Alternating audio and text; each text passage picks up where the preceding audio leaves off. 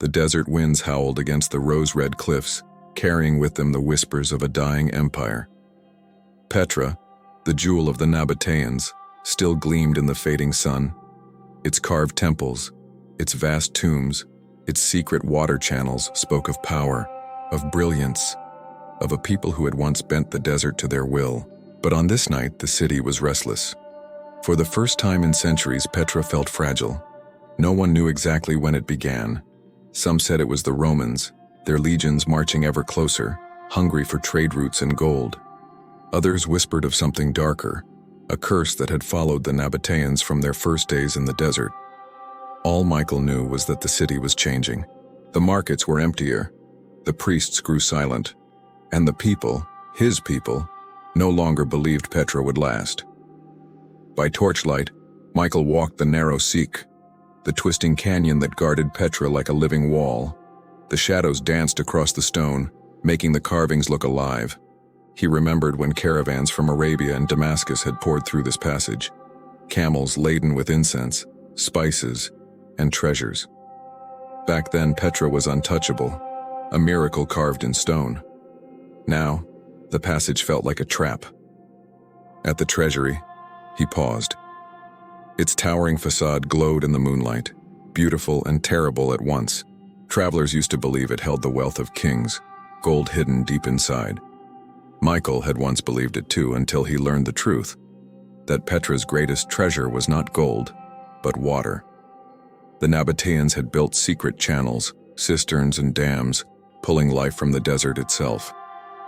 That was their magic. But lately, even the water seemed to betray them. Wells ran dry, cisterns cracked, crops withered under the pitiless sun. Whispers spread of betrayal. Some said the gods had abandoned Petra. Others said Rome had poisoned the water, broken the trade routes, starved the city slowly. But Michael had seen something few others had. Strangers in the night, cloaked figures moving near the cisterns, scratching marks into the stone. He didn't know who they were, but he knew they weren't Nabataean. That night, as he returned home, he found his grandmother waiting, her wrinkled hands clutching a clay tablet. She spoke in a low voice, urgent, trembling. "They are coming," she said. "The end is near. You must listen, for our story must not die with us." She pressed the tablet into his hands. The carvings told a story of Petra's first kings, of how they struck a bargain with the desert itself. They gave up their wandering life for stone, carved their homes into cliffs, and promised the gods that Petra would never fall. But every bargain has its price. "The gods remember," his grandmother whispered, "and so does Rome." The next day, Michael climbed to the monastery, Petra's largest monument where priests still gathered. The steps seemed endless, carved into the cliff face, each one echoing with silence. At the top, he found the temple nearly deserted. Only one priest remained, an old man whose eyes seemed clouded by more than age. "You feel it too," the priest said. "The air has changed. The desert takes back what we stole." But before Michael could speak, the sound of horns split the air. Distant at first, then closer. Roman horns. The legions had come. Panic swept through Petra. Families fled into the mountains. Merchants tried to hide what little wealth remained. Soldiers gripped their weapons, though they knew they were outmatched. Michael stood in the Seek as dust rose on the horizon. The ground trembled with the march of thousands. He could see their armor glinting, their banners rising like blood against the sky. The Romans entered not with fire but with silence. They marched through the Seek, through the treasury, through the heart of Petra, and the city did not resist. It simply bowed. Rome did not need to burn Petra to the ground. It only needed to choke it, to strangle its lifelines, to make the people believe the city had already died.